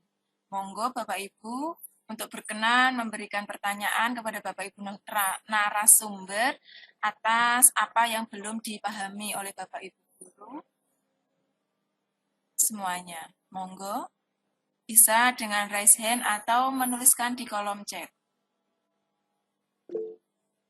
Oke. Ini kelihatannya ada Ibu Hendriasmi. Kepada Ibu Hendriasmi, monggo langsung saja Ibu untuk disampaikan pertanyaannya. Iya, Assalamualaikum warahmatullahi wabarakatuh. Waalaikumsalam warahmatullahi wabarakatuh. Di sini langsung saja, saya tertarik sekali dengan penyajian Bapak Ibu CGP yang hebat. Yang ingin saya tanyakan, bagaimana membuat sebuah keyakinan kelas di kelas bawah, kelas 1 atau kelas 2 begitu. Coba tolong diberikan contoh untuk masukan mungkin pada saya dan teman-teman. Terima kasih. Assalamualaikum warahmatullahi wabarakatuh. Oke. Ya, terima kasih Bu Hendriasmi atas pertanyaan yang telah disampaikan. Di sini Bapak Ibu narasumber akan berusaha menjawab dari pertanyaan Ibu Henry, yaitu terkait bagaimana cara membuat keyakinan kelas untuk siswa kelas rendah. Di mana mungkin siswa kelas rendah ini kan kemampuannya masih anak-anak ya, anak-anaknya masih rendah ya. Jadi mungkin agak kesulitan di dalam membuat keyakinan kelas. Monggo Ibu Bapak Ibu narasumber sinten sing badhe memberikan jawaban atau komentar, atau saya tunjuk nggih pripun? Monggo Bapak Valid. Oke. Terima kasih Bu Nunung atas waktunya. Mungkin nanti bisa ditambahi oleh teman-teman ya, menanggapi apa yang disampaikan oleh Bu Hendri, yaitu Bu Hendriasmi, yaitu bagaimana membuat keyakinan kelas yang disusun dari kesepakatan kelas di kelas rendah.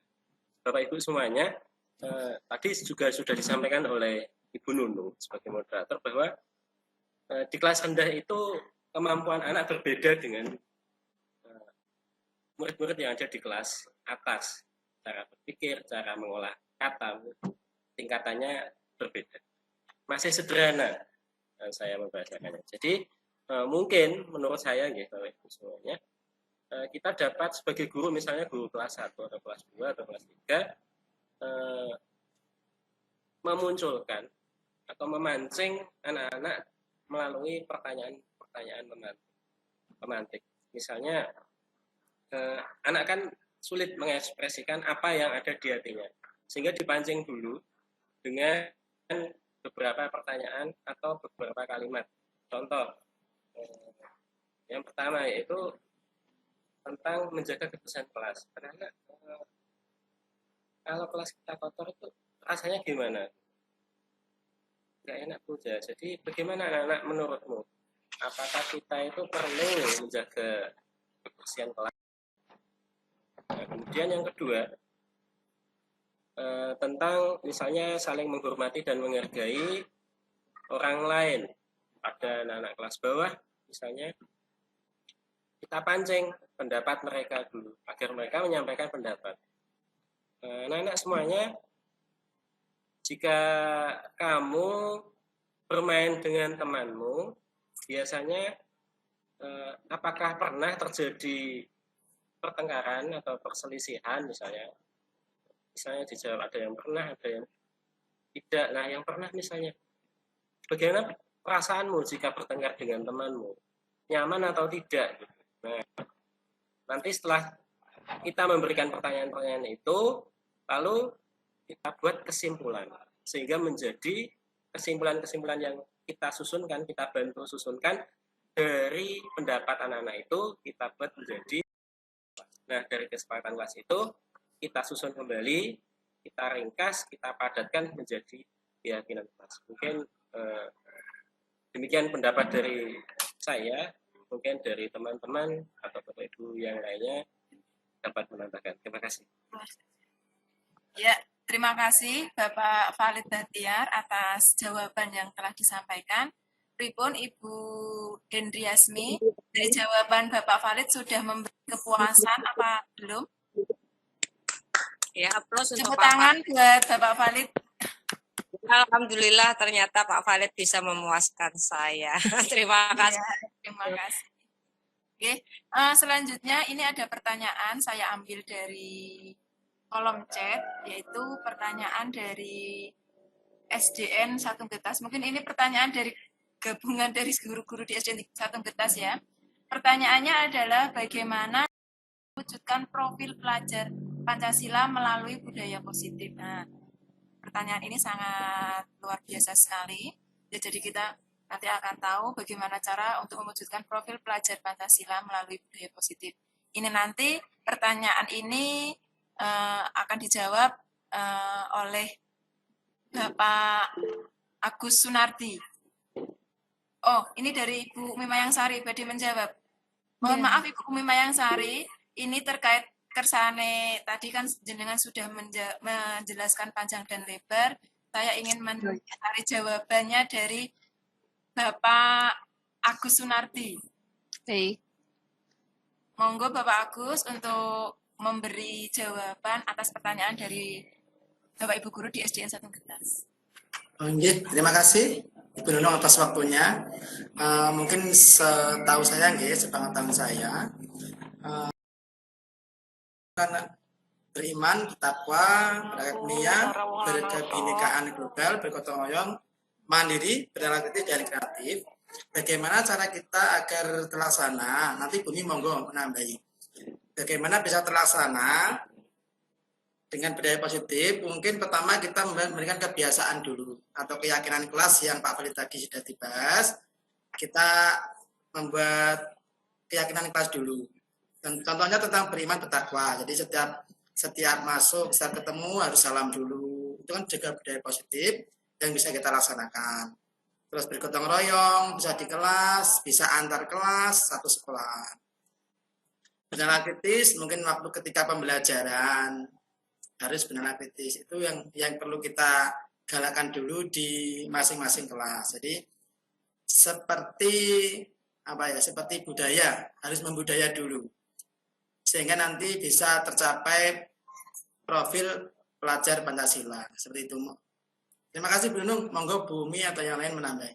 Terima kasih. Oke, monggo untuk Bu Umi. Nah, ini saya beri kesempatan Bu Umi untuk menambahi jawaban dari Pak Agus Sunardi supaya jawabannya nanti lebih optimal dan maksimal. Terima kasih Pak Agus, Mbak Nunung, Bu Nunung. Baik, tadi luar biasa sekali.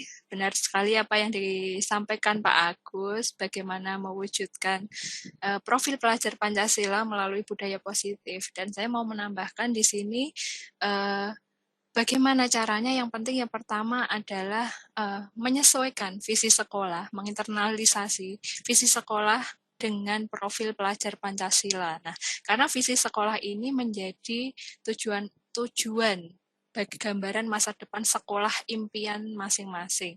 Nah, ini perlu disesuaikan dengan profil pelajar Pancasila karena visi sekolah ini sangat penting sebagai acuan dasar sekolah tersebut bisa bergerak untuk maju. Itu sangat penting sekali dan bisa visi sekolah ini bisa dirubah sesuai dengan kebutuhan. Seperti itu. Kemudian setelah visi itu terbentuk dan disepakati oleh semuanya, perlu adanya kolaborasi antara warga sekolah, baik kepala sekolah, rekan-rekan guru, dan murid, bahwa untuk melakukan budaya positifnya itu apa? Misalkan pembiasaan yang terkait beriman bertakwa. Misalkan di sekolah itu ada pembiasaan tentang Asmaul Husna dan perlu dilakukan. Kemudian mandiri, misalkan ada bernalar kritis, kemudian itu ada gerakan literasi sekolah, misalkan ada program literasi sekolah. Nah, ini juga bisa dilakukan untuk mengembangkan kemampuan berpikir kritis dan mandiri anak-anak. Kemudian yang selanjutnya adalah bergotong royong, dan ini bisa diwujudkan dengan pembiasaan positif seperti Jumat bersih, kemudian bisa dilakukan setiap hari Jumat seperti itu. Kemudian ada tentang kreatif. Di sini sekolah bisa membuat program tentang gerakan memilah sampah, di mana banyak sekali sampah-sampah plastik Misalkan seperti galon mineral itu bisa digunakan untuk membuat bak, kemudian anak-anak yang diminta untuk membuat untuk sesuai kreasi mereka, kemudian digunakan untuk memilah sampah mana yang organik dan non-organik seperti itu. Sehingga secara bertahap profil pelajar Pancasila itu akan tumbuh menjadi budaya positif di sekolah itu. Secara tidak langsung akan mewujudkan profil pelajar Pancasila seperti apa yang sudah diprogramkan oleh pemerintah. Demikian yang bisa saya berikan, Bu Nunung. Terima kasih. Terima kasih atas jawaban dari Bapak Agus dan Bapak Ibu Umi Mayangsari. Semoga memberikan kepuasan atas apa yang ingin diketahui oleh Bapak Ibu di SDN Satu Getas. Bapak Ibu semuanya, Bapak Ibu hebat semuanya, karena keterbatasan waktu pada siang hari ini, acara pada siang hari ini yaitu pada acara diseminasi budaya positif. Pada sesi tanya jawab saya cukupkan. Semoga pada acara siang hari ini dapat memberikan manfaat bagi kita semua. Bapak Ibu guru hebat semuanya, sebelum saya menutup acara pada pagi hari ini, siang hari ini, saya akan membacakan kesimpulan apa yang kita dapat dari kegiatan pada siang hari ini. Adapun kesimpulan yang dapat kami sampaikan atau saya sebagai moderator, yaitu adapun kesimpulannya adalah budaya positif itu dapat diterapkan dengan menanamkan disiplin positif. Penerapan budaya positif tentu akan menemui tantangan dengan kebutuhan dasar manusia, sehingga terkadang ada tindakan yang melanggar keyakinan kelas, yang mengandung nilai-nilai kebajikan universal. Namun upaya yang dapat ditempuh untuk menyelesaikan masalah tersebut dengan jalan restitusi. Nah, restitusi itu dapat dilakukan dengan 3 langkah, yaitu menstabilkan identitas, memvalidasi tindakan yang salah, dan menanyakan keyakinan. Demikian Bapak Ibu guru hebat semuanya, kesimpulan pada kegiatan pada siang hari ini. Marilah acara pada siang hari ini, yaitu acara yang terakhir, yaitu penutup. Marilah kita tutup acara pada siang hari ini agar memberikan manfaat, memberikan barokah pada kita semuanya dengan bacaan hamdalah bersama-sama. Alhamdulillahirrahmanirrahim. Bapak Ibu guru semuanya, saya sebagai moderator sekaligus pembawa acara pada siang hari ini mohon diri, dan jika ada salah kata, tutur kata saya ucap, saya mohon maaf yang sebesar-besarnya. Saya akhiri, wabillahi taufiq wal hidayah, waridha wal inayah. Wassalamualaikum warahmatullahi wabarakatuh. Waalaikumsalam warahmatullahi wabarakatuh. Salam penggerak, bergerak, menggerakkan. Tangan buat kita semua. Terima kasih pada Bapak Ibu guru yang sudah mau mengikuti kegiatan kami. Lemah teles Gusti Allah ingkang bales nggih Bapak Ibu guru semuanya. Terima kasih. Terima kasih. Bu Henry, Bu Juwarse, terima kasih dukungannya. Bu Juwarse mana? Halo Bu, terima kasih sudah mengikuti kegiatan kami.